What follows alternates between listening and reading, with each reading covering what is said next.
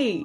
Welcome to What Lives in the Lacuna, everyone. I am Remy Renard, one of your hosts, and I'm here with Donohue, and I am, if possible, even more excited to be here this time than I was last time.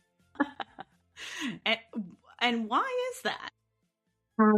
I really got into this topic. Like, you buckle up. I went way too deep with this topic. So I am really, really excited. I've got 3 sources this time. Oh, yes. I've got, a lot. It's bad. The humanities student in me came through. So this week, or this month, we're not weekly, we're monthly. This month, we are going to talk about morally gray characters and what we think they are. Although I thought I could define them, and now I'm finding out that I know nothing. So that was fun. That was a fun journey for me. Yeah, that happened to me too. I thought I had a really clear definition in my head, and then as I started kind of peeling back the layers, I was like, wow, this is way more complex than I thought it was going to be. Yeah, because so I don't want to give anything away. I want to like jump right in. So I think we talked about you can start. You've got a lot of really good foundational folklore pieces, and then we can swap over to whatever. The way that we did it last time was that I kind of started us off. Our last topic last month, which if you haven't listened to, you should totally go listen to it, was what is monstrous, kind of unpacking the trope of monstrosity. And what we did was I sort of started us off with a conversation about what is monstrous in folklore. And then I turned it over to you, and you talked about like pop culture and what monstrosity is in this moment in time. I think that was awesome because I don't know anything about pop culture. So that worked out really well for me, and I genuinely learned a lot. And as always, you have no idea the temptation that I felt to text you as I was researching this. I didn't do it, but I like literally phone in hand, ready to type out the text because I was so excited. I had the same thing as I was typing out my notes. I was like, oh man, I should ask. No, I can't. Oh my God. I had to settle for my husband. It's like, oh, I'm doing this. He didn't care. I mean, he cares, but he's like, okay, good job, Remy. Yeah. Nice work. I did exactly the same thing and ran it all by my husband because I was so excited about this. So this week we're going to be talking about like what is morally gray. And I thought a lot about how I wanted to look at that from a folklore standpoint, because I think like monstrosity, there's like a million ways that you could sort of unpack that. And it actually took me a while to come to how I was going to do it. So really quick, when I, as a human, E. Donohue, am saying morally gray, what I mean by that is a character who does both good and bad things for both good and bad reasons. So they are not entirely a villain and they are not entirely a hero. And I will talk a little bit about that, but that's the definition that I approached this with. So I was looking for that motif in folklore, and what I came up with was actually one of my favorite tropes in folklore, which is the trickster tales. Do you know like the trickster tales? Yeah. I know the archetype. The archetype. Yeah. I think it's really classic. And I think that a lot of people probably have at least like some contextual understanding of what the trickster stories are. But just for the sake of a definition, I am talking about like the beings that appear in folklore all around the world that are sometimes helpful and sometimes hurtful to humanity or to the deities or whatever it is you're looking at. And what I love about the trickster stories is that like every culture has one. So there's Raven in the Pacific Northwest. There's the Monkey King in China, Anansi in Africa, Pig Boy in Hawaii, and Monkey in India. They're everywhere. And just as a quick like shout out, if you're a person with small kiddos and you want to read to them some really good trickster tales, my kids have like grown up on the Gerald McDermott trickster tale picture books. They love them. They love them so much. So they're just really, really good. So every single cultural society in the world, I think, has some representation of a trickster And I want to kind of jump in to three of my favorite tricksters, because in sort of doing this deep dive on the different tricksters, I actually think they're telling us something really interesting about humanity. And I would argue that the tricksters are actually giving us a pretty good roadmap of how to survive everything, but in particular, my favorite evil to discuss, colonization. So, and I'm going to attempt to prove this to you in the next half an hour. So buckle up. The first trickster I want to talk about is Coyote from the Southwest. Do you know the Coyote stories at all? I do. Yeah. I am lightly familiar. I think I read them. I used to live south, like Nevada area, Yep. so I mean, hmm it's been a while, but yeah, I love them. Coyote is I love the story. amazing. And he's also beloved of Carl Jung. Like Jung talked about Coyote a lot. So I figured you might know Coyote. If you are a person out there and you want to dive in to the Coyote story, a really good source is Coyote America, a book by Dan Flores. So that's what I'm going to be pulling from for this section. So Coyote is a trickster god of the Southwest. He was called Wewe Coyote or Coyote by the Nahuatl, Old Man Coyote, sometimes Old Woman Coyote, and even called Old Man America by lots of the tribes, including the Hopi, the Zuni, the Mojave, and more. So Coyote, as a trickster, he's very clever, he's very ambitious, he's out for himself, and he sort of becomes like a right hand to the creator spirit. So Coyote brings a lot of things into the world, sometimes to help himself out, occasionally to help people. He introduces fire in one particular story. He arranges the pattern of the stars. And he hurts some people sometimes. Like, for instance, he introduces death. Although, I don't know, I would argue that that could be viewed as helpful. And we really love stories of Coyote. He is that's some of the oldest folklore that exists from this continent, is the stories of Coyote.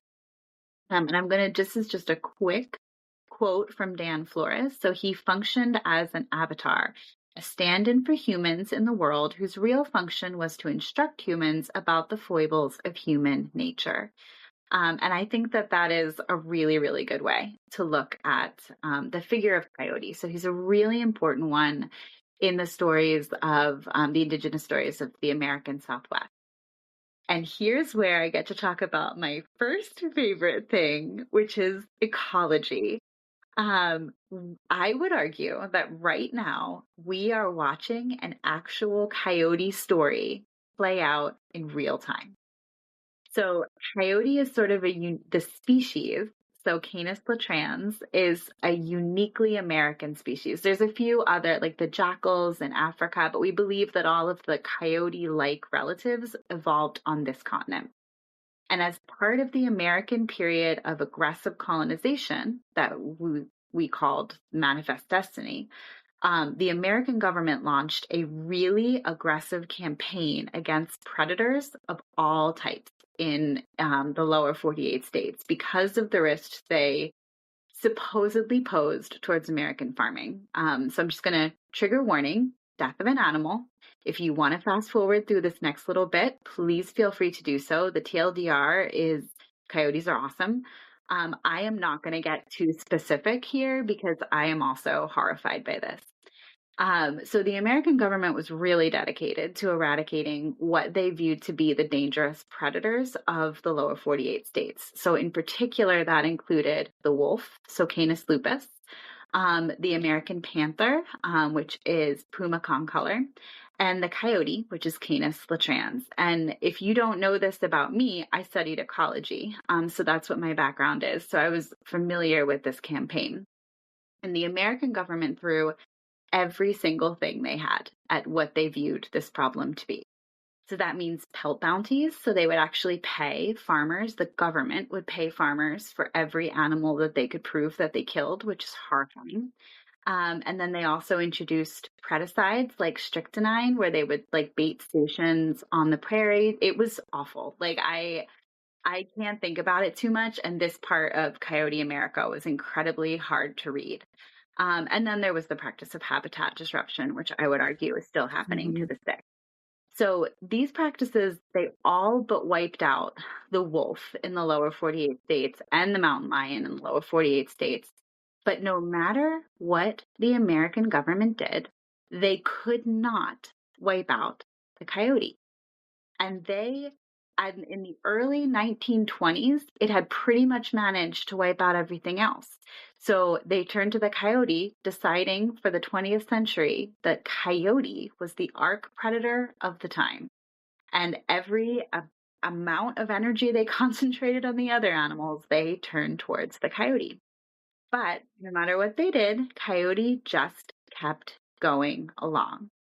And the reason why, now nobody knew this at the time because it did not occur to them to take 10 minutes to look into coyote biology, because why would it? They already had the strychnine and they knew it worked, is that coyotes are incredibly good at this survival technique called fission fusion. And this is really interesting because honestly, if you were to look at a survival technique in ecology and find one that was morally gray, it is fission fusion.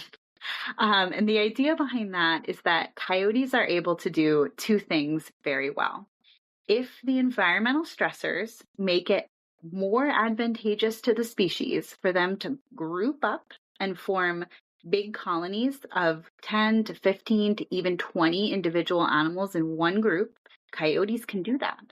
And they can work together as a pack and hunt larger game like deer, or that's fusion, or they can fission if the stressors in the environment think that would put pressure so that fissioning is a better idea. Coyotes can break apart and form either groups of 1 or 2 coyotes, or even up to 3, but very small, highly mobile groups that can spread out and disappear in a landscape. And if that's more adaptive, coyotes can do that.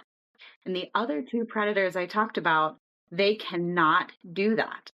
Wolves are by nature fusion animals. They can't survive really outside of a pack. And the mountain lion is a fission animal. It can't survive in a group. So coyotes can do both. And because of that, the other thing, and this is like, coyotes actually reproduce slightly better under pressure. So some animals, if you exert pressure, I know this is crazy, exert pressure on a population. If you stress a wolf out, it will have fewer babies. If you stress a coyote out, it will have more. The idea being, let's just throw babies at this problem until we find the ones that are best able to survive. Now, coyote actually shares both of those traits, the fission fusion and the reproduction under pressure, with one other species that is exceptionally good at surviving stressful situations, and that is the human being. We are also amazing at fission fusion. So I think we recognize that in coyote. And here's where I really think that we are seeing a coyote story play out in real time. So here's coyote, and they are just every single thing that the American government can bring to bear, they are bringing to bear against the coyote, and the coyote just will not disappear. And in fact, begins to slowly infiltrate their way into the rest of the country.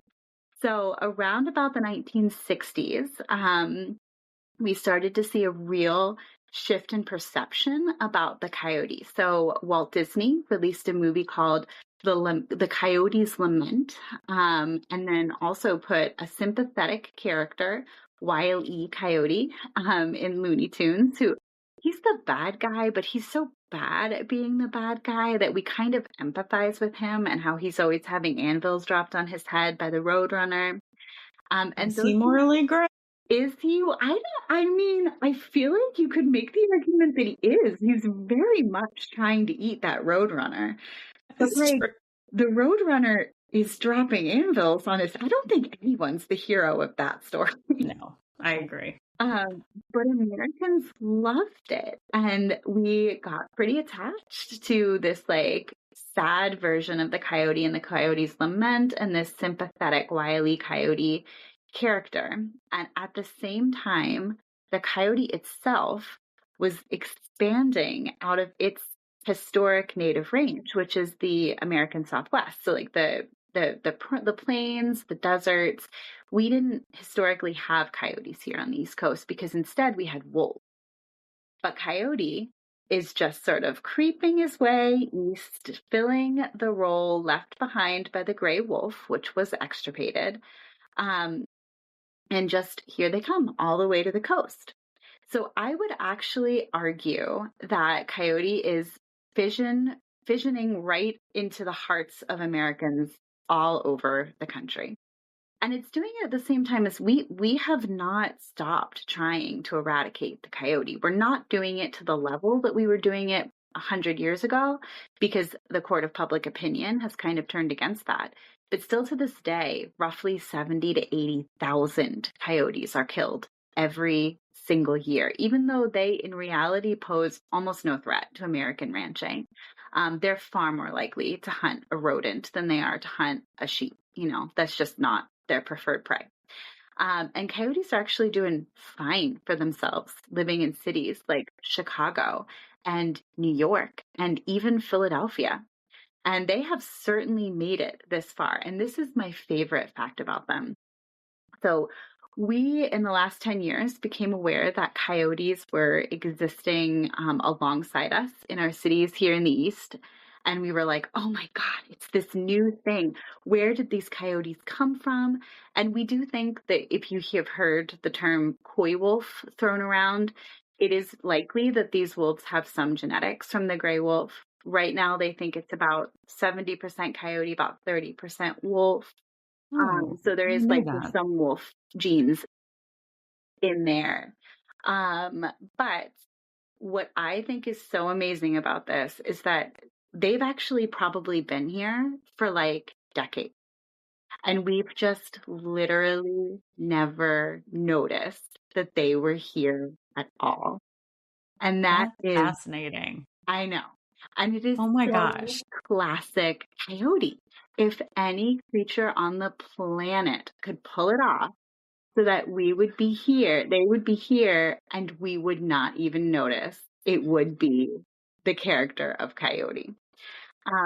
So I love that, and I love that for a couple of reasons. One, we really brought everything colonization had against the coyote, and we failed.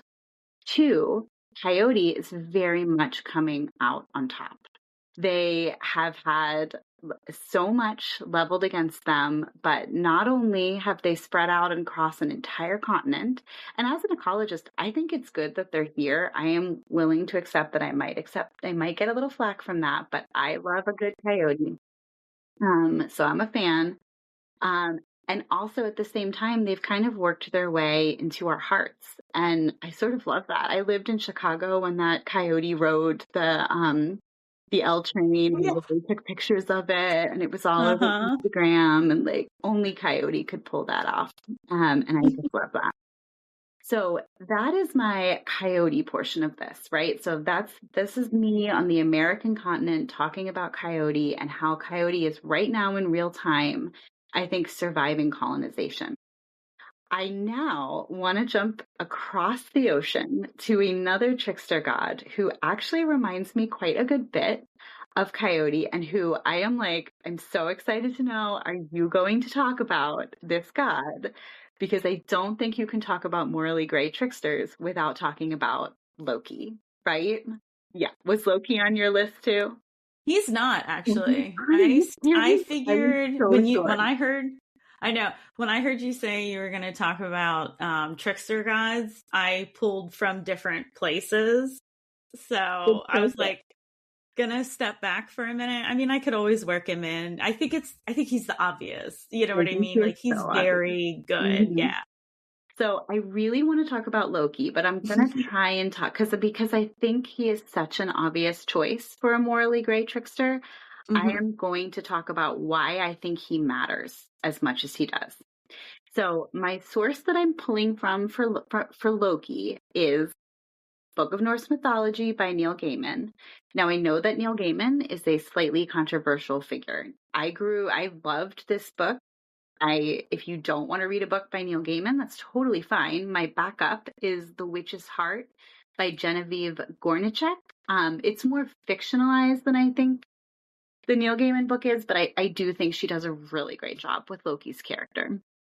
So both of those are good resources. Don't buy the Norse mythology book by Neil Gaiman, but God, does he do a good Loki retelling. So He I does. have to talk about Loki here because he is Yeah. like that most famous of the trickster gods. And I think he shares so many of the same characteristics as Coyote, clever, out for himself, funny, morally gray at the best of times. Like, if I could listen to a bar conversation between Loki and Coyote, oh my God, I would be so in on listening to That'd be amazing. whole conversation, right? Like, I want to write it because I think it would be so good. Uh-huh.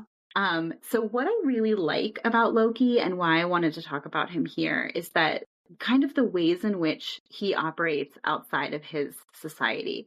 So like Coyote, he very much functions as like a right hand to the gods, kind of. So he does great things for them. He gets Mjolnir for Thor, it's the hammer of the gods. And he does that because one day he got drunk and decided to tear out all of Thor's wife Sif's hair. So a very low-key decision. But he is not one of the Aesir or the Vanir, which are the two branches of the gods in Asgard. He is a frost giant from Jotunheim who's living in Asgard as Thor's foster brother. I genuinely don't know how much of this is the same in the comics because I have seen the movies, but I haven't read the comics. So I ran It's a lot of very it. similar. It's very similar. That's what my husband said. I ran all of it by him. Love So he does great things for the gods, but he does them for very much for his own reasons. And I think what I also find to be really interesting is that he carries the doom of the gods with him. So because of him, Ragnarok will occur, which is the end of days.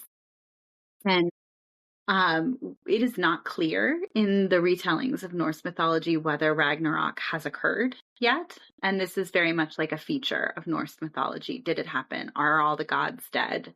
Did it not happen? We don't know. I would argue that even if it did happen, probably Loki has found a way to come out on top. He is a survivor. He adapts and he overcomes. And I think the best evidence that he adapts and overcomes is the ways that he has become so popular in American pop culture to the point where we can't sit and have a conversation about morally gray characters without talking about Loki. So we know who he is. Even if Ragnarok occurred, Loki came out on top.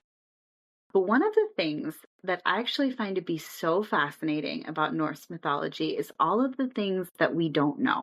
So we have these stories about Loki, about Thor and Odin and Freya and Frigg, but we also have sort of this scaffolding of stories underneath those that we don't know as much about. We have a record of how the Norse say the world began and these different races of people that populated the world. And then the multiple layers of the world. Norse mythology is amazing. Everyone should go read it. And then we have the Aesir and the Vanir, who are these two distinct groups of gods who at the time of Norse mythology are existing side by side, bound by a treaty in Asgard, with Loki kind of existing somewhere to the left of them. But there are hints that this is actually a newer combination, and the Aesir and the Vanir together might have actually replaced an older, more nature-based religion. So we get hints of this in the names of other gods and goddesses whose stories we don't know, but are mentioned in Norse mythology as if we should know them. One of which is a goddess named Eir, who was the goddess of healing. So here's where I am sort of looking at the way the Coyote stories have behaved and trying to extrapolate back into time. This is Bess's wild speculation, but I'm going to attempt to prove to you that it is at least a possibility. What if Loki and these gods whose names we know but whose stories we don't have are relics? What if they are survivors of an older colonization that brought us the Aesir and the Vanir and Odin and all the rest? And what if they are the only way that these stories have persisted into the modern day? Is that wild speculation, or could we make an argument that it's an archaeological fact and the stories of the tricksters from that part of the world are our roadmap for how they pulled it off? So in order to prove that, I actually want to jump from Norway to Ireland, where, of course, I have the best handle on mythology that I am going to have. And this is actually how this whole thought process began, because I said to my husband, hey, if I want to talk about a morally gray character from Irish mythology, who should I talk about? And he thought about it for a long time. And then the first thing he said was, well, what about the she? So do you know what I mean when I say the she? I don't. Okay. So it's not as common to call them this on this side of the Atlantic, but it's more common in Ireland. So the source that I'm using for Irish mythology is my favorite book of Irish mythology, which is called Over Nine Waves by Marie Heaney. It's so, so, so good. The she are kind of this race of creatures that exist alongside of us. So they're not human. I think you could use the word fairy. She kind of does mean like the fairies, but it's sort of a category. And underneath that category, that umbrella term, the she, there are lots of different creatures, including ones that we would recognize, like a leprechaun would be one such, or like a puka, or like these little, these creatures, but then also ones whose names are probably not as common, like the bandiya, the washerwomen. There would all be considered she. Now, why I think that's so interesting is that Ireland actually has in their oral tradition the record of multiple waves of colonization. Irish mythology begins with a group of people called the Fir Bolg, which are the bagmen. Fir means man, Bolg means bag. And they were the first creatures that were said to live in Ireland. They were sort of a misshapen race of sort of semi-wild humans that populated the land. The Fir Bolg were replaced by the Folklore, who were the next race of beings to inhabit Ireland, and they were generally described as pretty ugly and evil. So one of them was named Balor of the Evil Eye. He was a king. He had this terrible eye where if it looked at you, it could kill like up to 10 men. And this is Irish mythology is amazing, you guys. His eyelid became so infected with the evil of this eye that they had to put a ring through it, and it was closed all the time. And then in order to open it, 10 to 100 men had to haul on a chain to open his eye in order to kill his enemies. It's amazing. Irish mythology is amazing. That is amazing. It's really intense. Interesting fun fact, there was a king in Norway whose name was Balor. Is it connected? I don't know. I don't know if he had an evil eye. It feels like that would have gotten written down. It's like... So the Folklore lived in Ireland for a time, and then the next group of people who came were a group called the Tuatha De Danann, and I mentioned them in our last episode. They were the ones who are like sort of demigods, I think would be a good way to look at them. When they first came to Ireland, they were actually subjugated by the Folklore. So the Folklore were in charge. The De Danann came and sort of lived as second-class citizens until Luch of the Long Arm, through a prophecy, managed to kill Balor of the Evil Eye. Great story, really, really good mythology. But then the De Danann take over. And what I find to be so interesting about them is their name. So Tuatha De Danann means the tribe of Donohue. We don't exactly know who Donohue was. She's one of those goddesses, much like the goddesses up in Norway, whose name we have, but most of whose stories are lost. We know she was some kind of earth goddess, and we actually find record in Europe of a cultural practice of worshiping either Donohue, or sometimes she's called Anu. The name Danube, the river Danube, is thought to be connected to Donohue. So we know that these were a group of people, mythological, that practiced some sort of nature-based religion and followed the goddess Donohue. Eventually, the De Danann overthrow the Folklore. Great story. But the Folklore don't disappear. They go underground. And this is a very deliberate, this is how they talk about it in Irish mythology. They still exist. They go to the little islands off the coast of Ireland, or they go underground into the hollow hills, which are sometimes also called Sídhes. And that's where they just continue to live and continue to live to this day. And then the Daodann are in charge in Ireland for a time. After that, the Malaysians, the sons of Gael, who are actually the Irish, show up on the scene. So we've got 4 races of people before the Irish even get there. And through a combination of magic and warfare and also poetry, because once again, this is Irish mythology, so poetry has to play a role, they take control of Ireland from the Tuatha De Danann.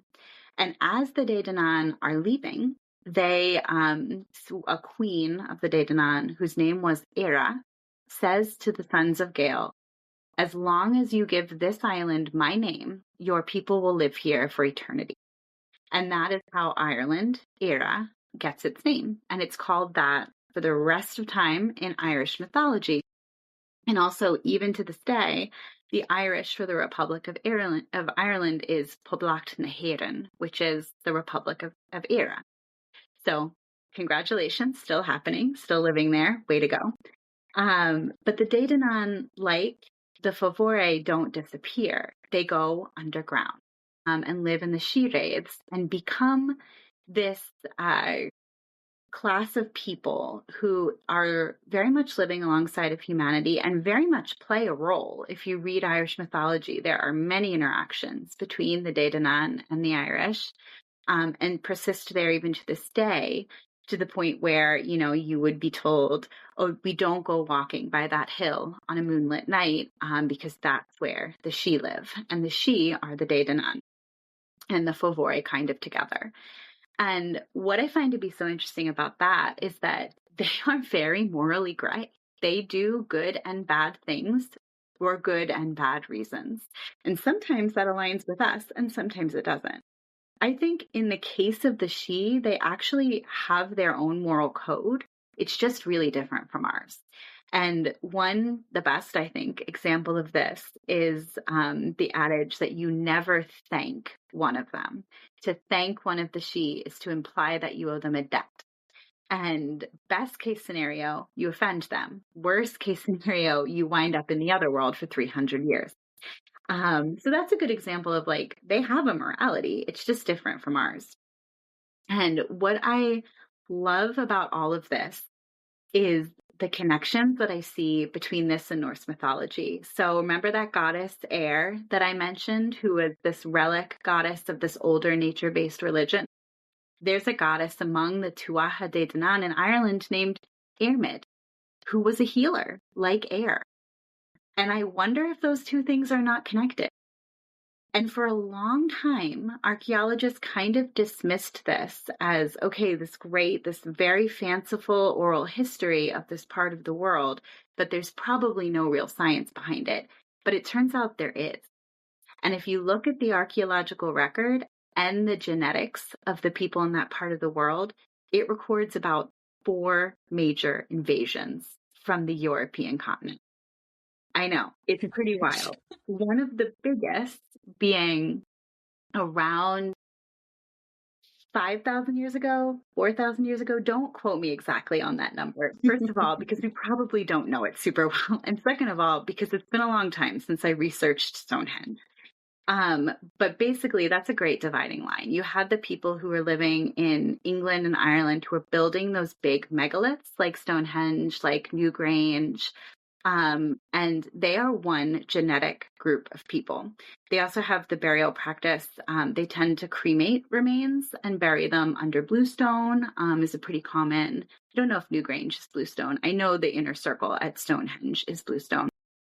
And then right around maybe 3,000 years ago, we see that the bluestones at Stonehenge are toppled. They erect the bigger megaliths that we think of as Stonehenge now, and no more cremated remains are interred at Stonehenge. And instead, we see the genetics of that part of England and England as a whole, and I think Ireland to a degree, change. And also, they're no longer cremating people. They're starting to bury people like intact with grave goods associated. It's a huge cultural shift.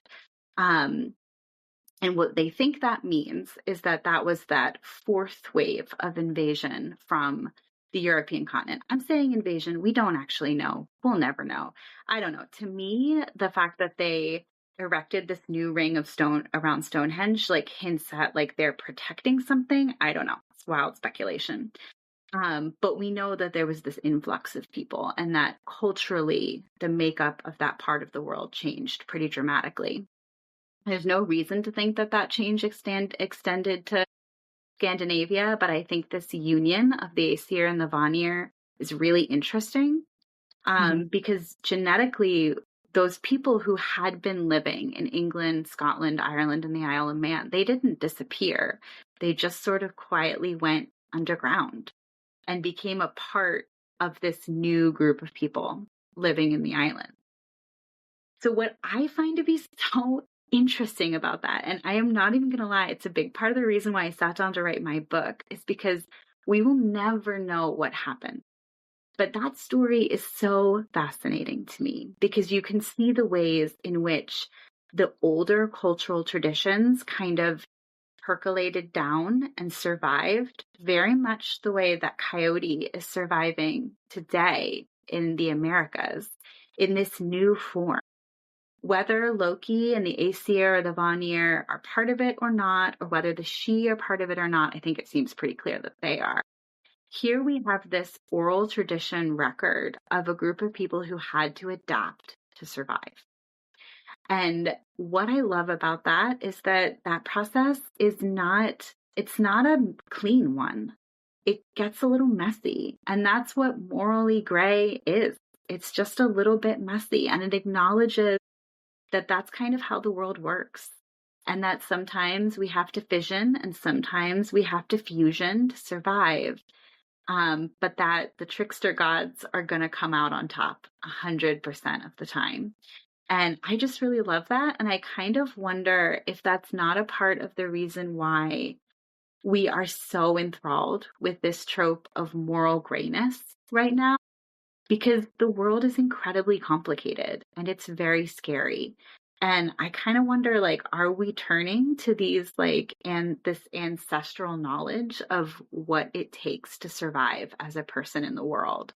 And in thinking through all of that, I was like, well, maybe that's why this is so popular right now. And that is, I don't know, maybe I've convinced you, maybe I haven't, but this is all of my messy thoughts about the messy process of being morally gray.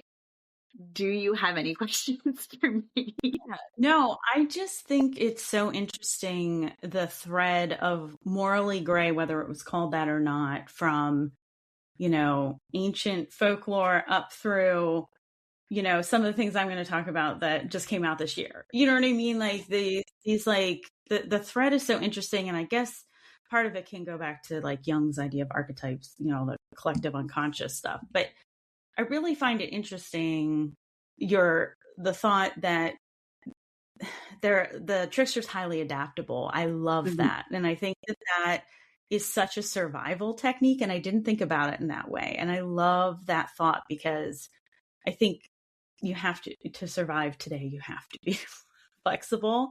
But yeah, I do have a question. And this may be a silly one. Okay. I don't know. Who knows the answer?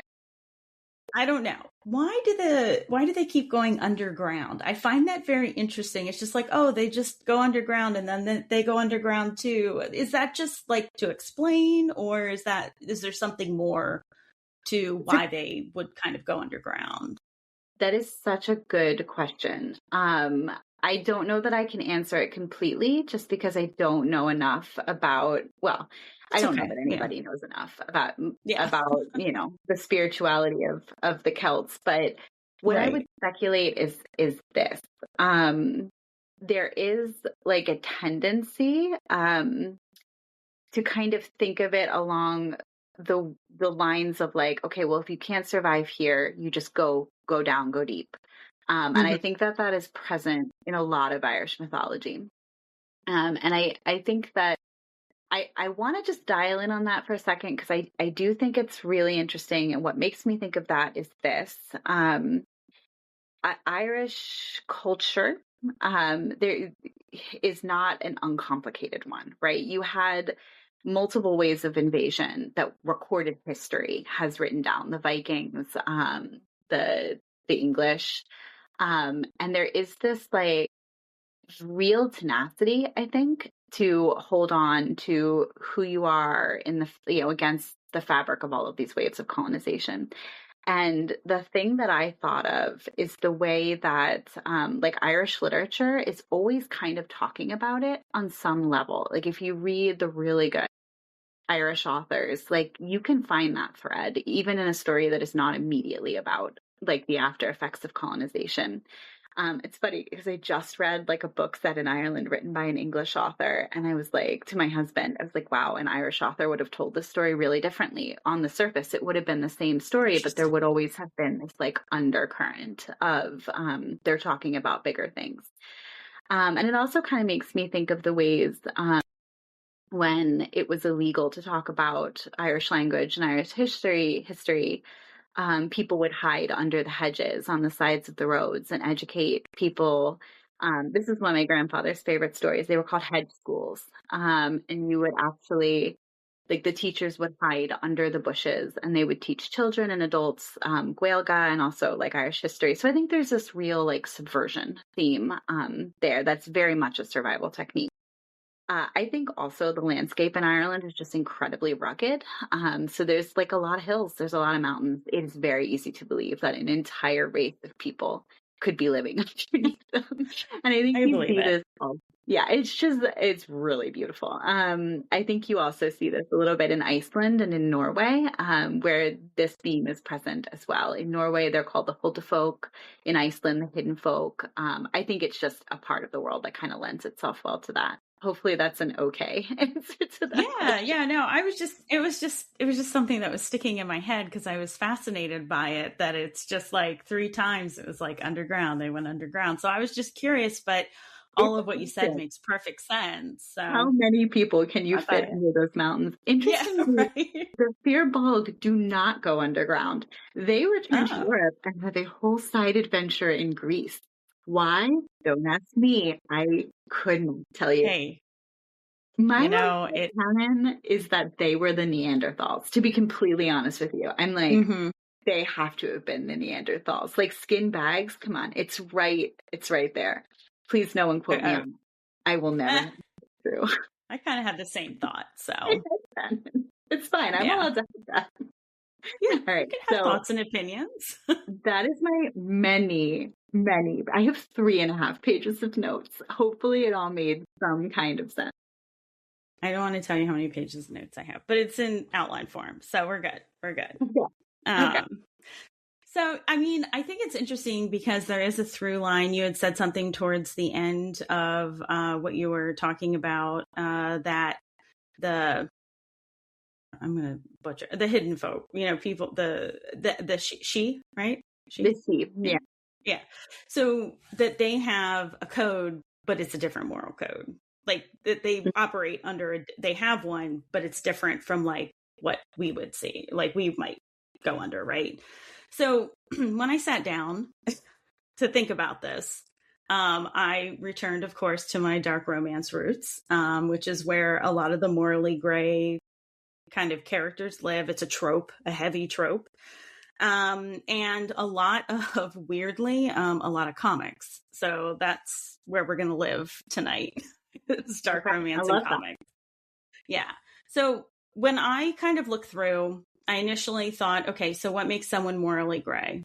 And on the surface, if you look at things like, both comics and dark romance, it seems like on the surface, it's breaking the law, right? So murder, assault, drugs, guns, whatever that may be. But the more I thought about it, the more I thought, well, it's not that simple. And I think it comes down to moral frameworks and morality and what moral framework they're working under. So I think, as I said before we started this, that I thought I knew how to define a morally gray character. And now I'm most of my discussion is going to be questions because I truly do not know the answer to this, but some of them are kind of, rhetorical questions just to kind of make everyone think. But I really do we're going to dig into a little bit of moral philosophy here and kind of think through what makes someone a hero, what makes someone an anti-hero, what makes someone a villain. So we're going to kind of go through the shades, basically. We're going to get in the shades of gray, I hope. So I started with the idea that law and morality are not the same thing. I think that's been proven over and over again. Illegal doesn't necessarily equate automatically to immoral, and vice versa. So legal doesn't automatically equate to moral. It depends, right? And it depends under the moral framework, which moral framework you're working under. So, and the law itself even attempts to account for this context, right? So there's like intentional killing, reckless killing, negligent, self-defense, defense of others. So it comes down to like the physical outcome is still the same. Someone's dead. It doesn't matter what happens. The end, someone's dead. But the circumstances, the mental state of the person who committed the act, radically different, which means, there is a moral code built within the law to some extent, does take into account other external things, much to Immanuel Kant's dismay. But readers of dark romance and comics, they do the same thing. Like having a character be killed isn't enough information, right? You need to know who killed them. Why did they kill them? What did they think would happen once they kill them? Were they protecting someone? Did they have another choice that they could have not killed them? So, I think we're all kind of doing a little bit of moral philosophy when we encounter morally gray characters. We're deciding kind of how far we're going to let them go, basically, before we decide we're a villain. And we'll get into reader response in a second, because that's the fun part, I think. So, I'm going to skip this next part. So I want to talk a little bit about moral philosophy, and I pulled 3 different ones that I'm just going to give a super duper high level of. So nobody come at me. I am not a scholar. I just had a conversation with one of my faculty and they helped me through this. So it was very nice. So there's the 3 approaches I pulled. One of them was a deontological approach, and that asks whether the action itself violates moral duty or rule. And so this is from Immanuel Kant's Groundwork for the Metaphysics for Morals. It's a big, fancy title. But what he's basically arguing is that if you break the law, you're immoral. There's no do-overs. There's no nothing. You break the law, it's immoral. You should go to jail. Whatever that says. Like there's no grays at all for Kant. The next one is consequentialist and utilitarian approach. And those are more about the outcome. So if you killed someone, how many people did you save? If you saved a lot of people or you saved more people than you killed, generally in this, kind of approach, you're seeing, you've done a good thing. Which is an interesting thing to think of. Is this like the trolley problem, kind of? A little bit, yeah.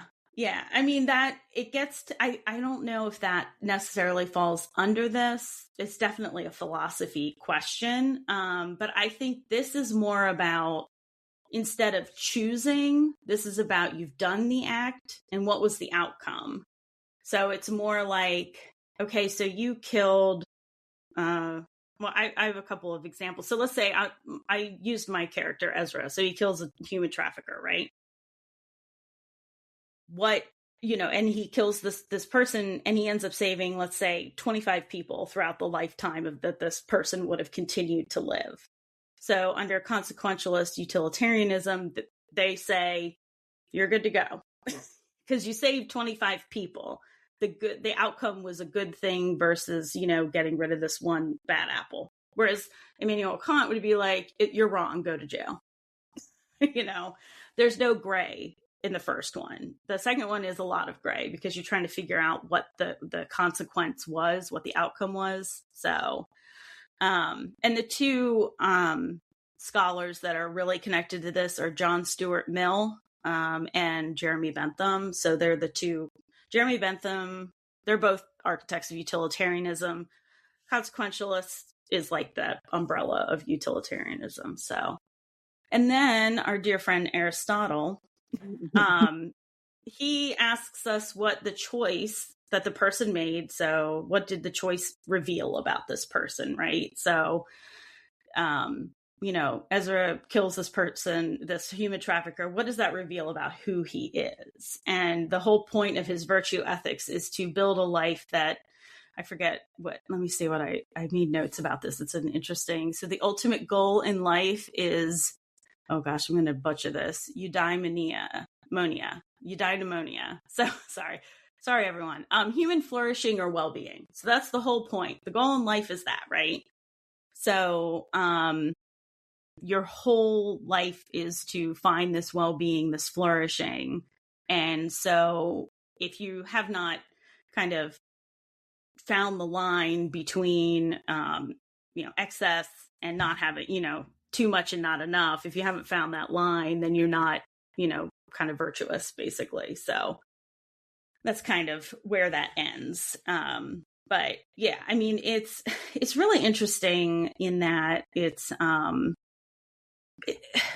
I'm trying to think of how to say this. I mean, there's so many different, this is only 3. There were a ton of them. So, but these are the ones that are most known and most taught in basically most college courses. And they are, they're so different, which I find interesting. One of them is just so black and white. The other one's gray. I feel like Aristotle's just like, hey, find the middle line and just make sure you're being, you've got good vibes, man. Like, I feel like that's kind of where he's at. But, the question you can ask related to him is, what does it reveal about the person who did the terrible thing, right? So, and a lot of these bring up the idea of what a reasonable person would have done.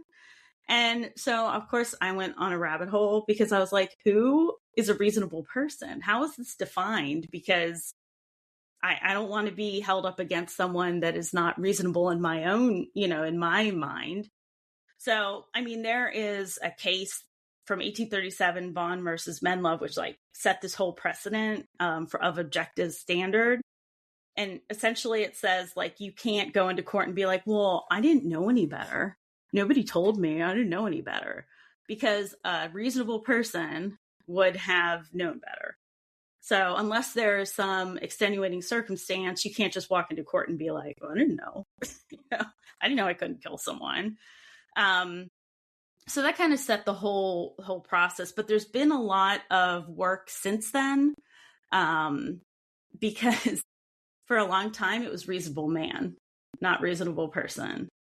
So there's a lot of legal scholarship. One of them is Simon Stern. He has an article called From Clapham to Salina, Locating the Reasonable Man, which is like a response to, if you really want to look it up, is Valentin Jutner. And his book is called The Reasonable Person, A Legal Biography. So I've had a lot of fun this past couple weeks. Oh my God, that's so interesting. Stuff.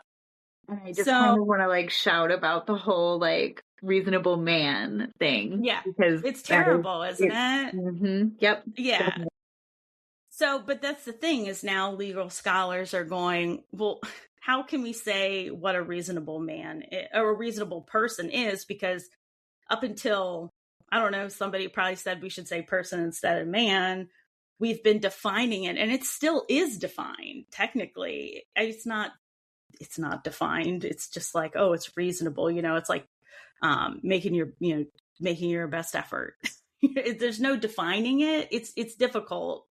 So, but it is from the perspective of people who are white, straight, male, middle-aged, middle class, you know what I mean? Or rich. Oh my God. Yeah. And yeah. So down that rabbit hole right now. I don't know how you ever came up. Yeah. And also, Loki would be all over that loophole. Loki would be in that courtroom arguing that point so well. Boy, I'd like to read that. Yeah. Yeah, I mean, and think about it. So, I mean, this goes to, so there's just a lot of questions that I pulled from here that I love. So I'm just going to run through a few of them. Like, who's the reasonable person? Who created them? Whose values do these reasonable people have? Does reasonable mean average or does it mean ideal? There's a difference, right? And how about a reasonable person in 1837? Is that still a reasonable person in 2026? I mean, because we're still dealing with case law that's that old. So, what about cultures? Like, does one person's culture share the moral boundaries of a reasonable person in another? Right? You are blowing my mind right now. What about a Yeah, reasonable person in an unreasonable situation?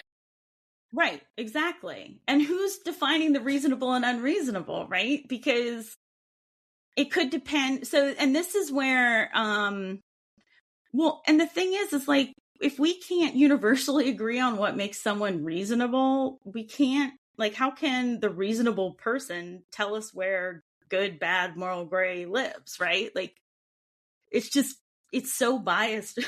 It's just crazy, right? Like, I mean, and also not to mention, like, historically, the institutional power, right? Or, those who, kind of write history. So, I mean, it is, but this gets me to readers. So I'm going to bring it back. And I think it brings, there's a problem in that, the reasonable person standard is great. I mean, there's a lot of problems with it, but like, I personally am a dark romance reader and I am willing to look over an absolutely like astonishing amount of crap. As long as the book is like cool, you know what I mean? Like, as long as it fits, I'm like, there may be times where I'm like, but I'll keep reading because that's my genre and I'm the reasonable reader in my genre. Right. So I can't represent the reasonable person, like a reasonable, like, let's say modern literature reader. So it becomes this like internal thing to be, like, I mean, it's kind of a joke, right? But so there's reasonable readers in these pockets of genres. So, and they decide kind of where they're willing to draw the line with their morally great characters. Are they villains? Are they heroes? Are they, somewhere in between?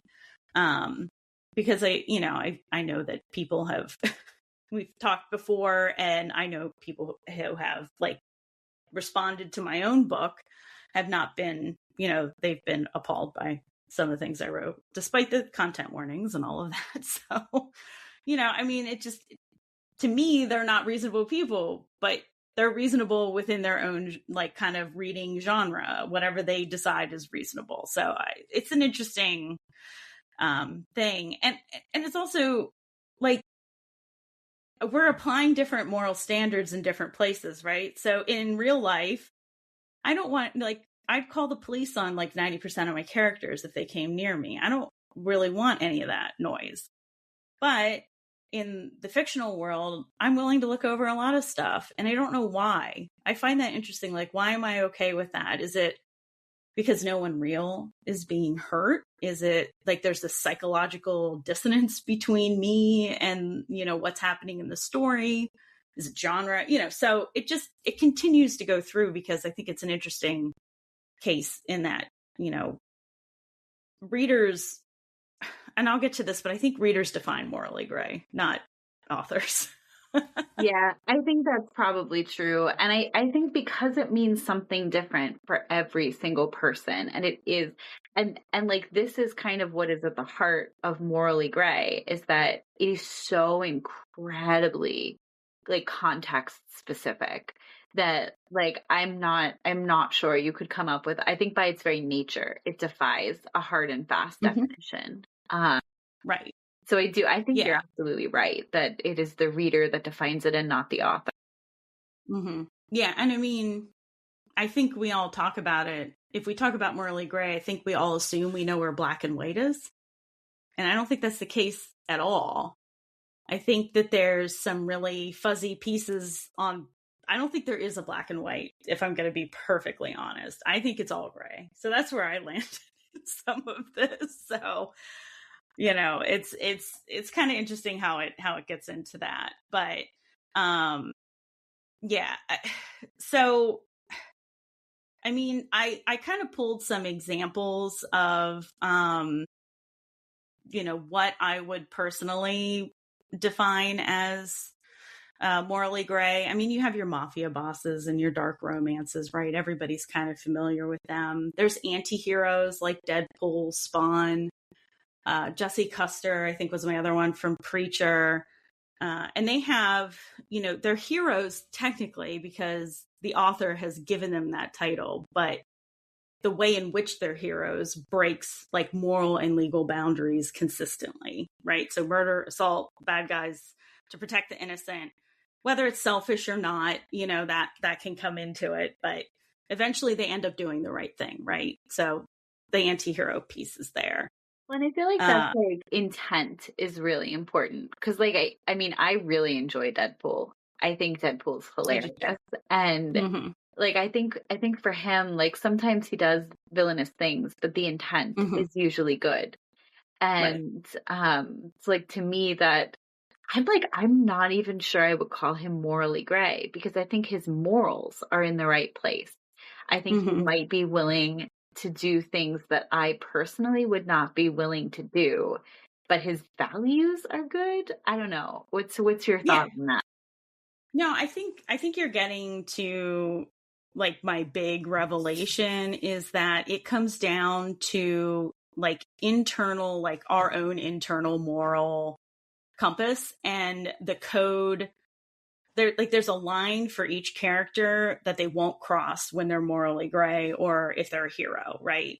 So whatever that line is, but it's like once they start pushing the line, that's when they go into villain territory. I feel like once they start saying, well, but I could do this because it benefits me, or I could do that, you know what I mean? So I have a couple examples of that, which I think is very interesting. But I agree. Deadpool's hard. He's one that you just automatically think is morally gray. And I think what makes him morally gray, though, is like his attitude where he pretends he doesn't give a crap about anything else, but he totally does. I mean, can I add him to my conversation between Loki and Coyote? Can Deadpool be there as well? Because that would be that would be so entertaining. Yes, write that, please. Cool. I think that would be amazing. So should put that in your next newsletter.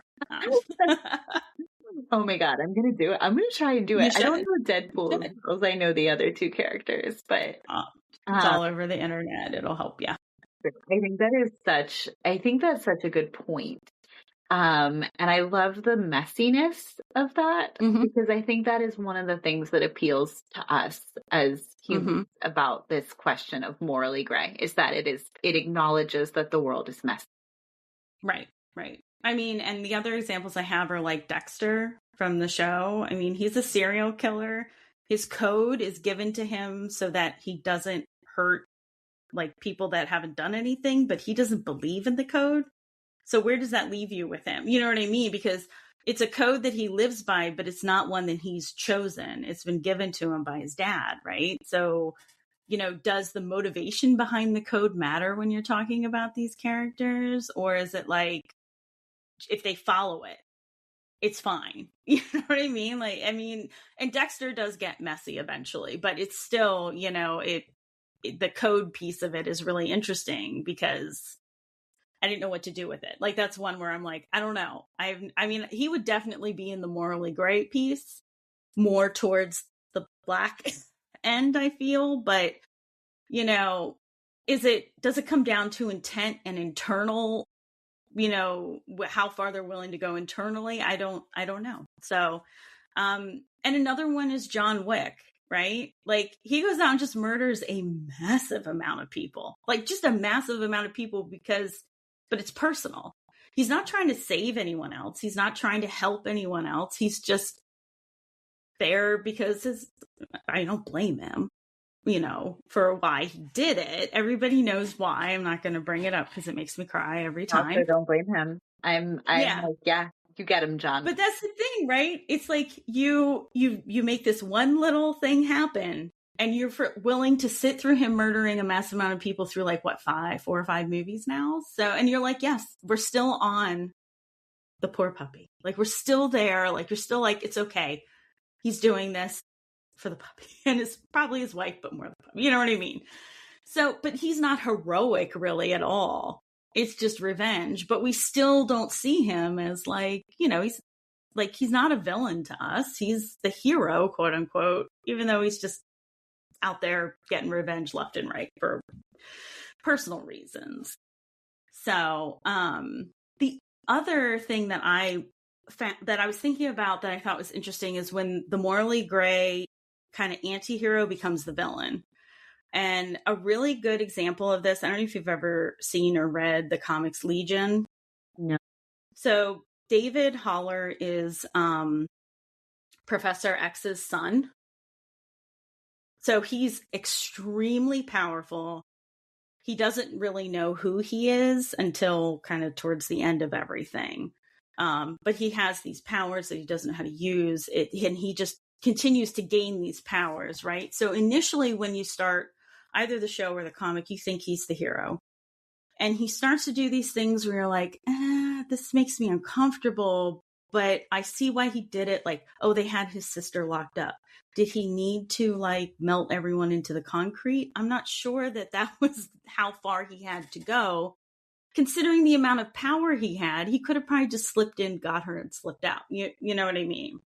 And his friends start having, like, the people he works with in this like secret society, they start having these conversations like, I think David's going off the deep end, right? But David continues to think he's the hero. Like, he's convinced through the end, almost up until the last, couple pages that he is right. He is the hero. He is everything. And, he doesn't become the hero because he crosses any legal boundaries or anything. He just keeps pushing the boundary until he becomes that villain. But then the interesting thing too is the audience's relationship changes, which I've never really experienced before. Usually hero's hero, villain's villain, there might be some in between, but somewhere in the middle, you're like, oh, he is not the hero anymore. And it's like, at some point they're asking you, like, how long are you going to do this? How long are you going to empathize with him and be okay with the things that he's doing? And eventually he kind of like branches off and goes away. But this is an interesting example too, because the villain, Farouk the Shadow King, who's a very cool character, he starts the story as a villain, and he does some truly horrible things, truly terrible things.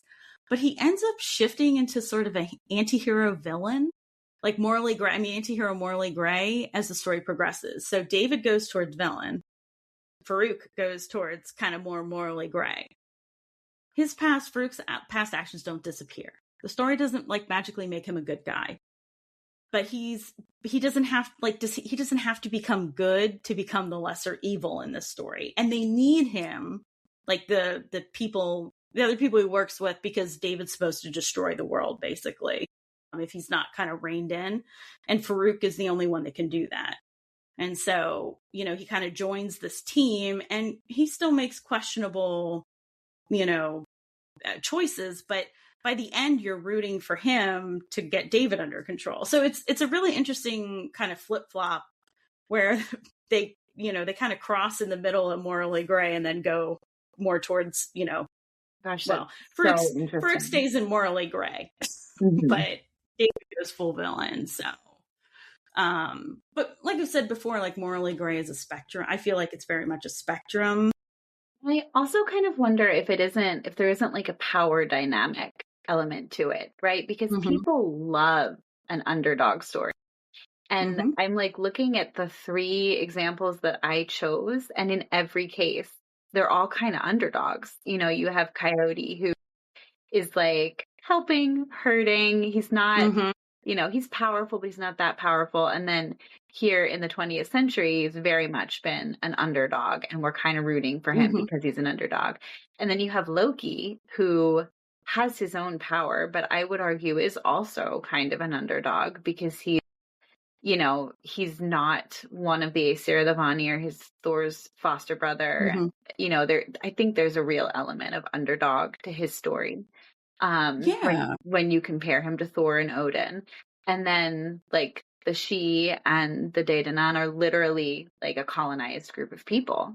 And I think there's a real, like, there's an underdog thread throughout all of them. And I wonder if that's not like, are we willing to be more forgiving of moral grayness in the name of survival than we are moral grayness when you're like, this character is already powerful enough on their own.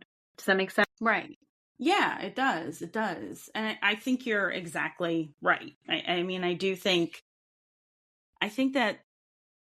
a lot of the pieces, like the examples I brought up, are definitely like underdog, characters. They definitely are not, they may be powerful, but they're not, they're not seen as the hero, first of all. Yeah, there's a difference between being powerful and being in power, like I draw a line between those two things. That's a really good distinction. I like that. Yeah. So here's where I ended up. So this is where I loop back, and I may have gone a little too far, but if we're saying a morally gray character beats the crap out of people, might kill people, my question is, can we have a truly morally pure hero? Because I think so, like, think about Batman, right? He's a vigilante. He assaults people. He operates outside the law. But he draws a line at killing, right? So that's usually, I mean, not always, but he's one of the ones that's more gray. But but does, like, having one boundary that a character is not willing to violate, does that allow the audience to kind of accept everything else? Like, as long as they don't cross this particular line, we're willing to accept all the other stuff and say, okay, they're still the hero. Because even Captain America, who is like golden boy of, comics, he's the hero's hero, right? He beats the crap out of people constantly. He's probably killed quite a few. So, I mean, why? To me, it's context, right? So context has to be it. Like, we're told he's the hero, so he's the hero. But now I'm thinking, like, is he? Because, you know what I mean? I mean, why have we, like, collectively decided that, like, beating the crap out of someone is acceptable heroic behavior as long as the person they're beating up is identified as, like, the bad guy, is the villain? I don't, you know what I mean? I don't, if I saw someone committing a crime and I chased them down, right? And I broke like 6 of their ribs, I knocked them out, tied them to a lamppost, and was like, here you go from your friendly neighborhood Remy. I like a little note for the cops. They would come arrest me almost immediately. But Spider-Man can do it, right? Like, all the other ones can. It seems like on the surface it should be a problem, but it's not. So I feel like I need to go lie down and, like, think about that question for the next 100 years. So, like, have we created sort of this fictional, like, moral framework where violence is, like, okay when it's performed by someone we call a hero? And the hero may be like, oh no, I shouldn't be violent, but they're still violent and they still do it. I mean, and they do it in the name, which goes back to kind of that utilitarianism thing, like, I'm doing it for the good of all the people, right? Like, that's why they're doing it. But if we're looking at, morally gray characters and saying, well, they have these kind of moral things, I think it's about the line they're willing to draw, basically. So, and it's not like hero uses violence, antihero antihero uses violence and hero doesn't use violence. I think it's more about the narrative of it all. So I was thinking about Daredevil Reborn, the series on Disney Plus, and Frank, who's the Punisher, and he's the classic anti-hero, and Matt, who's Daredevil, the hero. They get into an argument over killing Dexter, who's Bullseye, right? Because he killed one of Matt's friends. And so Frank wants to kill him, Matt doesn't. And that seems to be the difference in comics, right? That's where the anti-hero and the hero kind of have that friction, is like, Frank wants to kill him, Matt's like, no, we shouldn't. Matt's also a lawyer. So, I mean, good for him. He should not probably be killing people, but he has. I mean, he definitely has. Maybe not on purpose. Maybe he's tried to save them, but I don't know what happens after he bashes that guy's head against the wall. I don't know if he lives or dies. I guess it's none of my business now because he's the hero. But I think eventually like heroes have to choose. And, I don't know. They're just, I think it's like we're sanctioned to be like, okay, they can be violent because they're doing it for the right reasons. And, most of the time it's like, oh, I don't love being violent. I don't love kicking the crap out of people, but I have this power, like with great power comes great responsibility, all the Spider-Man crap. But I have to like, again, ask myself, like, why? Like, why? I don't know. It was a rabbit hole I went down because I was thinking about, I was like thinking through all the morally gray stuff. And then I was like, wait a minute, but what about heroes? They do the same thing, but we're okay with it. No, you're not okay with it, but you know what I mean? We watch it and we say, yay, go hero. And, so. I don't know. I'm having like so many thoughts about that. And I think that there are like two broad category buckets that I am putting this in as I'm literally thinking about this right now, live, real time. I think there's like a real human desire to have there be like a higher power that you can put your trust in. Mm-hmm. And I think to a degree, like these superheroes like Batman, like Spider-Man, are kind of operating as that higher power. We don't have to worry about whether or not it's okay that they did this thing because they are the higher power and they did it. And the mythology tangent that I would go on with that is like Robin Hood, right? Mm-hmm. Like objectively, he is killing people. He is stealing from people. But it's okay and it's okay for two reasons. One, he's robbing from the rich to give to the poor. And we're very comfortable with that idea because most of us would be like, thank you, Robin. That was really helpful. And then also because he is serving the true King of England. And I think that is such an important piece of the Robin Hood mythology. And I'm actually going to talk about it more in our next episode. So come back for that in this red flag, green flag conversation we're going to have. Because to me, that is such an important, like everything that Robin Hood does is fine because he's serving the true King of England. And I think that is such an interesting out that we give him as a character. Everything he does. I never thought about that part. Yeah. Well, so I think about it a lot because the other example I have of like characters who do a sort of similar thing is the Irish stories of Fionn McCool and the Fianna, where like they are kind of operating, and I'm going to talk about this more in the next episode, so I'm not going to get super into it here. I swear, but like you could kind of, I hate this comparison, but you could kind of look at them as like King Arthur and Robin Hood rolled into one, but because they are. But that out is not present in those stories. So they very deliberately don't serve any particular king. They don't serve the High King of Ireland. They'll help him out if he needs help and if his cause is just, but he, like everyone else, has to justify the morality of whatever it is he's asking them for help with.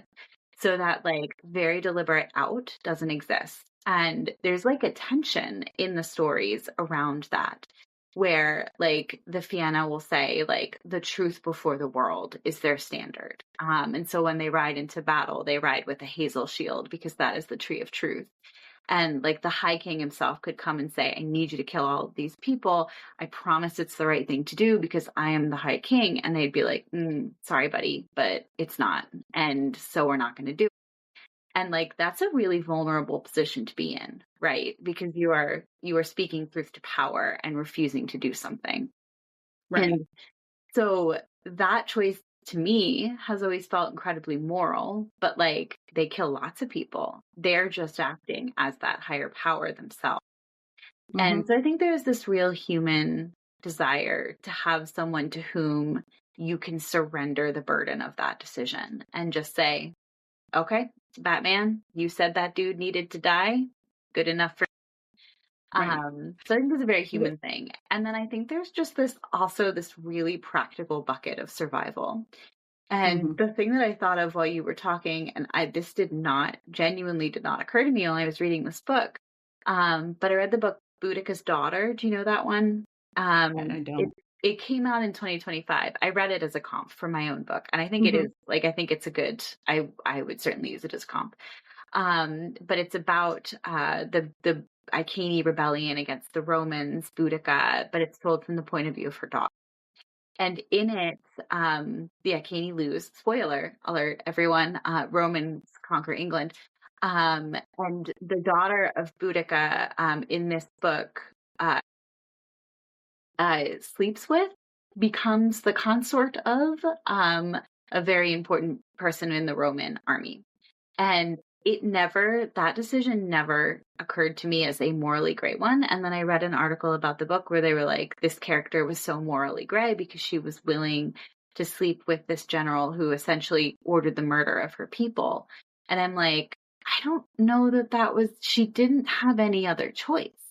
And I thought of this when you were talking about like, what is a reasonable person under the law as a reasonable man?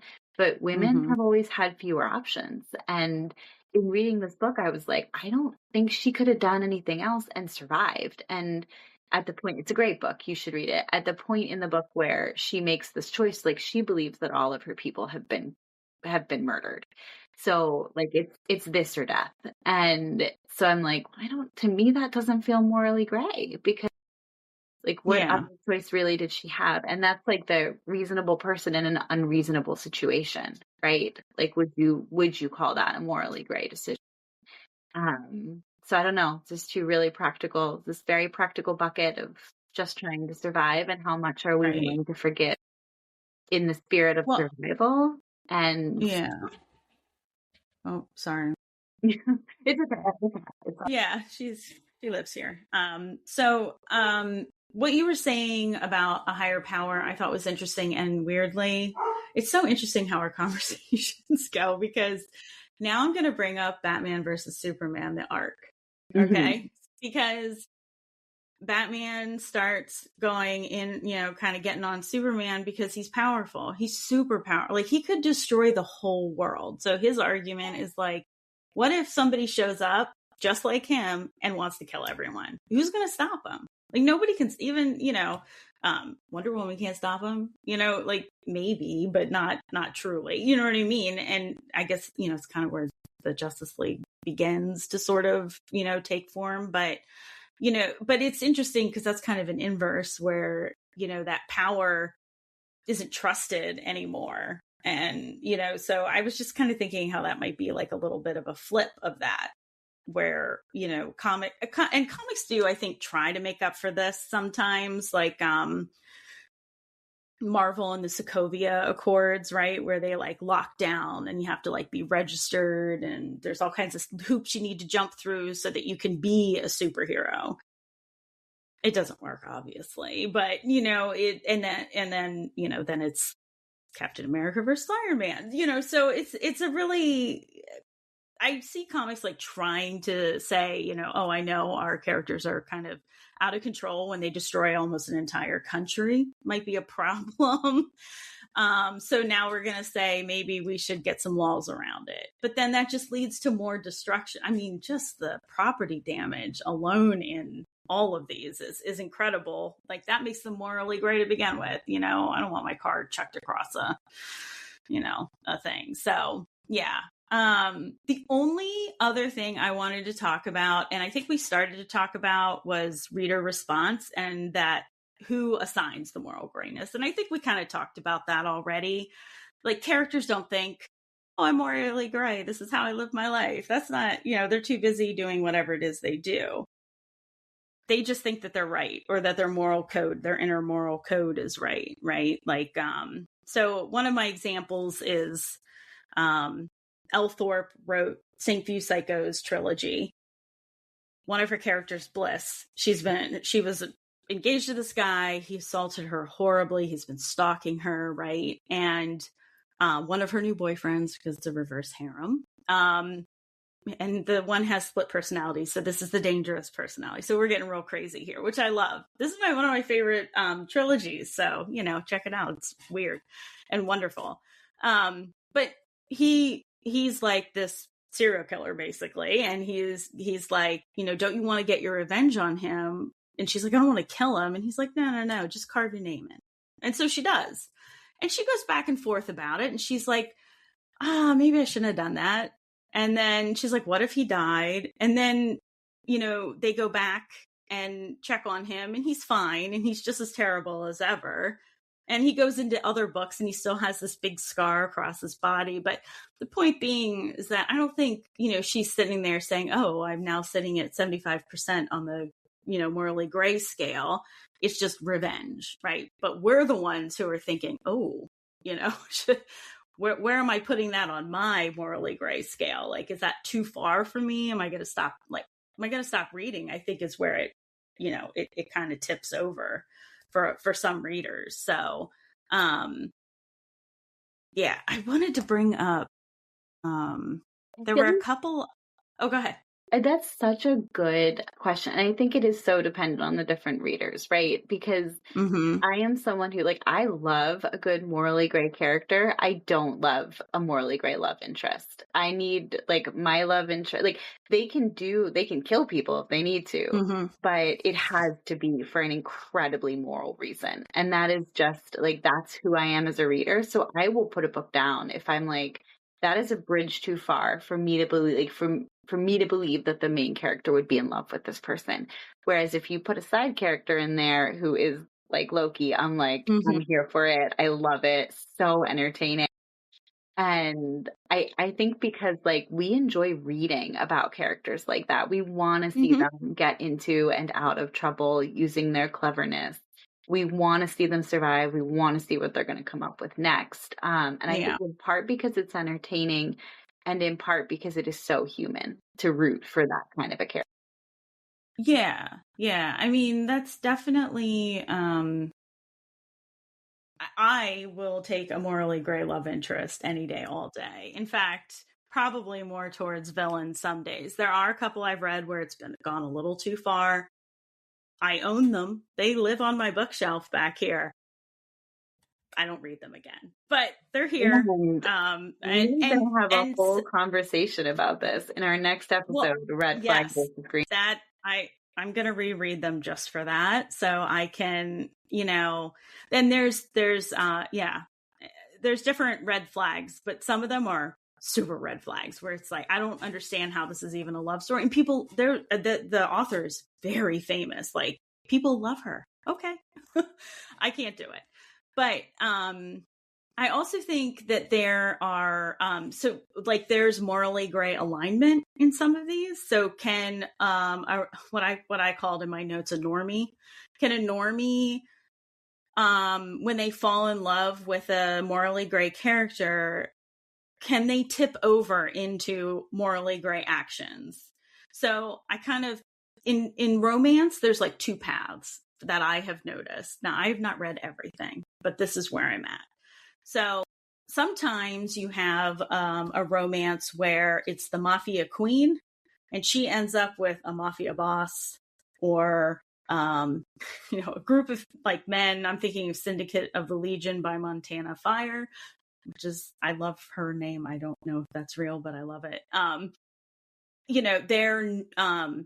They oversee all the bosses, right? So she ends up in their orbit and they're I don't know if it's just body count that makes the other person more morally gray than this one, but they're both living in the same world. They somehow connect. They realize they're in the same world. It's fine. They're both morally gray. You don't really lose anything, right? Because that's just who they are. It's a whole book of morally gray people living in a morally gray world. If a normie, which I don't know why I called it, is courted or falls for someone who might be considered a morally gray person, I feel like three things can happen. The first one is that the normie shifts their moral perspective and joins the love interest. Sometimes it's business. So sometimes it's they'll join sort of the mafia side of things, or, Aurora joins, Ezra on a hunt or something like that. that's kind of, tipping over, but I don't know, mine's that may not be the best example, but usually there's some indication like, oh, you already have darkness inside of you. There's probably a line or two like that. But there's also, I think, something in romance where there's trauma that tips them over. And trauma that wouldn't have happened unless they were connected to this morally character. So one of the best examples is the Cat and Mouse duo by H.D. Carlton, the Hunting Adeline. And like the main character, Zaid, I was calling Zane, but Zaid Meadows, right? He's on one side, his behavior toward Addie is terrifying, right? Like he's like stalking her. He's breaking her boundaries. He's like touching her when she's saying no, it gets into that dubcon type thing. But then the narrative gives us that he's like breaking up human trafficking rings and, he's saving all these women and all of his resources get thrown into this operation. And so he kind of throws the trope of, this one person is my world and I treat them with kid gloves and then everyone else can kind of go away. So kind of like flips it a little bit. But what happens, and I would assume most people who were going to read it have read it, but spoiler alert, she's kidnapped at the end of the first book and taken over by, she's taken by human traffickers. And the second book goes into detail about her experience there. And it's hard to read. I mean, I remember reading it and I was like, this is awful. Like my stomach turned. But, she's saved. She's absolutely traumatized. She's, Zaid saves her. He does his thing. But then she decides at some point that she wants to learn how to fight so that she can kill these people. So she kind of like, that's not something she would have done. Like just sitting around saying, oh, I want to go murder these people. Right. But then I'd say on the other side, this is where I go back and forth. Right. On the other side of that, does her killing human traffickers that tried to like sell her to terrible people, does that make her morally gray, or does it make her a hero?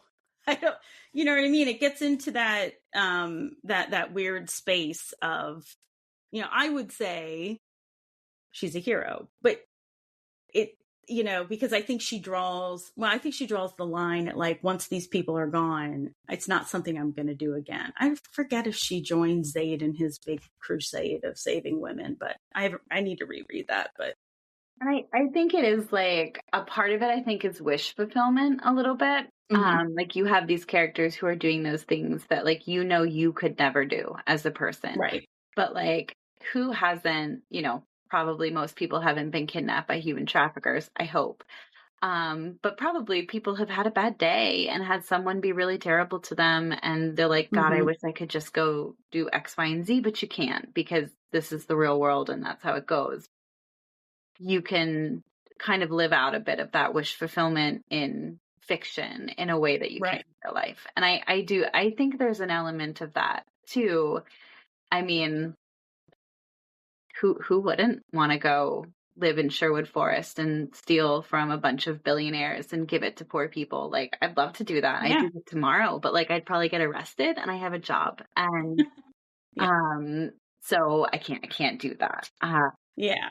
And sounds nice though. It's true. It does. Right. I think I would be good at it. Okay. Yeah. So I feel like there is like an element of that as well. That it's like give in fantasy what you can't give in reality. Oh, I'm sorry. Yeah. My is also here. Very See, we got pets all over the place. It's fine. So yeah, I mean the other two under this like normie with the morally gray characters, you find out that the person that they end up with, the who you think is a normie is actually like super morally gray. They may present like that right off the bat, but you don't know how far they're willing to go until they kind of get in the orbit of the morally gray character. So I'm thinking like Den of Vipers is a good example because Roxy owns a bar. She lives a normal life, but she also has these crazy contacts and she helps, the Vipers those are the guys' last names. They chose it. She helps them kind of do certain business and figure out who's trying to kill them because she has context they don't. So she's already morally gray. So again, you don't really lose anything. The one that I love is the normie stays normal and stays with the morally gray character. Does not change a darn thing about themselves. Does not ask morally gray character to change. Just they're together, usually married. So there's a book called When It Rains, and this whole series in here, again, it's another Montana Fire book. She does this a lot. She's good with morally gray, but the woman that he's like a fixer. He like tortures people and beats people up. That's like his job for his family. He falls in love with this woman who's studying to be like a psychologist, and she works at a rec center, and she's just this like really lovely, normal human being. And he just pulls her into his orbit, and she's kidnapped at one point. And, again, because it is dark romance, threatened to be trafficked, because that's what everyone does in dark romance. Right. So popular. It's terrible. Well, that's where all the mafia ones draw the line, right? Like like mafia guys are fine until they traffic humans. Then they're bad. Or animals. Traffic animals or humans. Then they're the villain. But anything else goes. Drugs, guns, murder, torture, like fine. But it's the trafficking in all these books is where the line is drawn. And I think that's why it shows up so much. Because it's like so morally repugnant that everyone can get behind it and be like, that is the villain. Although I have read a couple of books where where they've continued the story, like they've gone into the series, and then they start writing books about the villains who have now changed their ways and decided they're not going to traffic anymore, and now they're love interest. Those are tough for me. I can't do that one. That's a little too far. It doesn't happen often. But when it does, you're like, oh my gosh, I can't look at this guy like that because I just spent 5 books with him as the villain, like doing terrible things to people. So, well, that one's. I do not think I could do that, but I do think that, I mean, I kind of feel like in our last episode with like, what is monstrous? We came to like the really simple, like our standards are so low. All we want is to not be lied to. And morally gray characters do not lie to you. I mean, they might, but they also tell you they're lying to you. I don't know.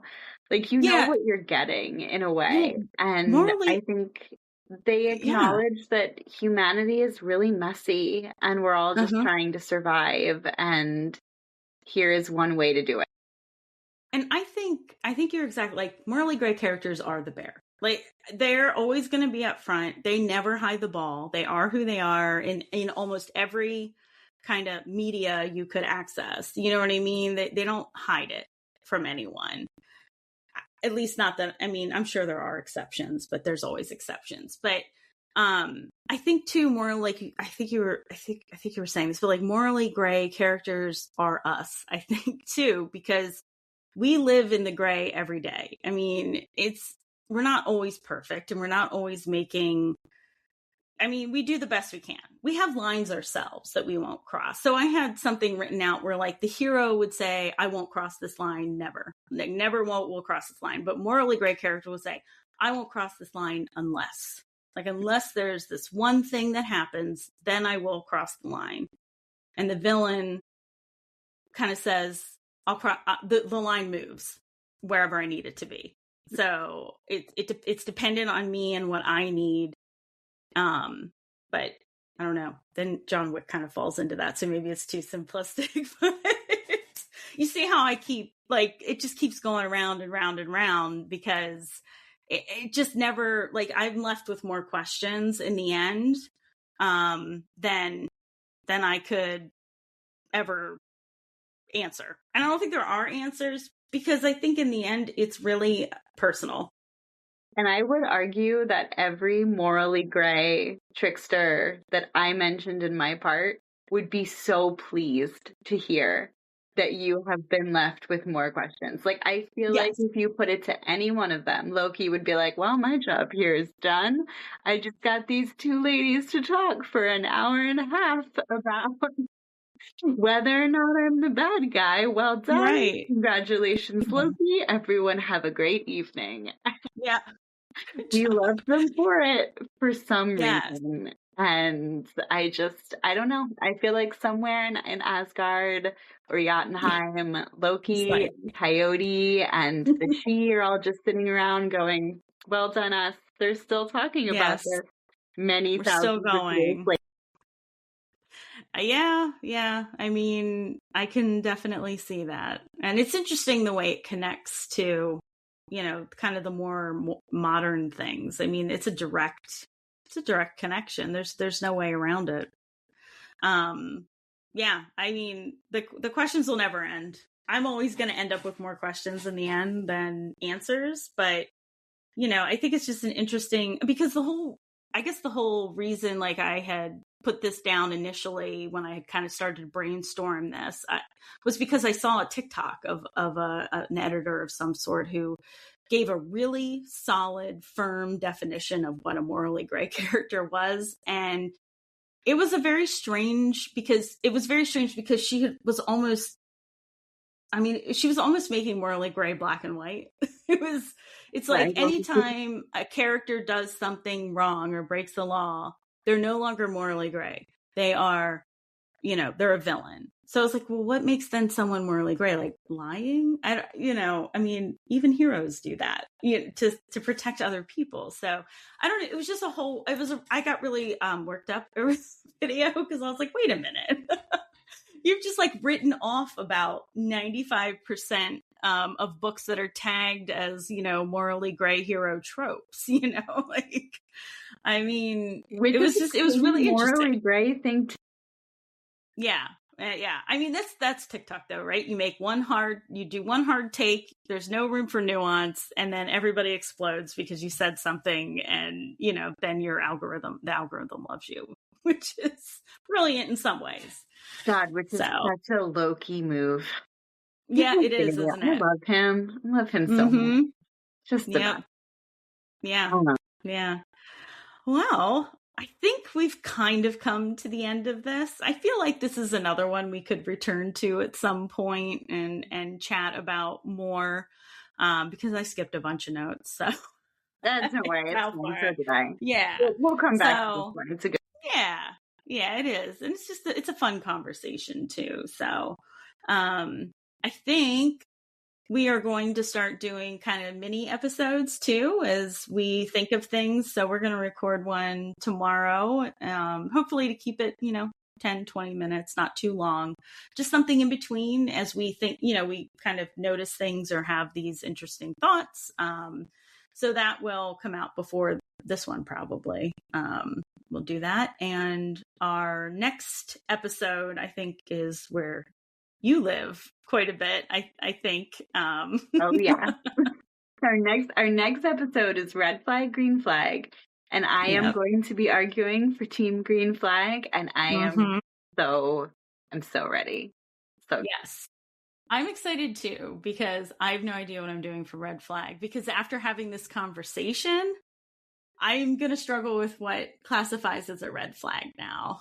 Like, is it villains? Is it, you know what I mean? Or is it the ones, on my shelf that I've only read once because they were like, ooh, it's a little too far for me. Obviously not too far for other people. So it should be fun to I'm see excited where to we end up here. love it. Yeah. Yeah.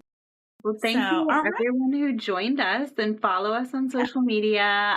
If you have any thoughts, feel free to DM either one of us, and we'll see you next. Absolutely. Thank you so much.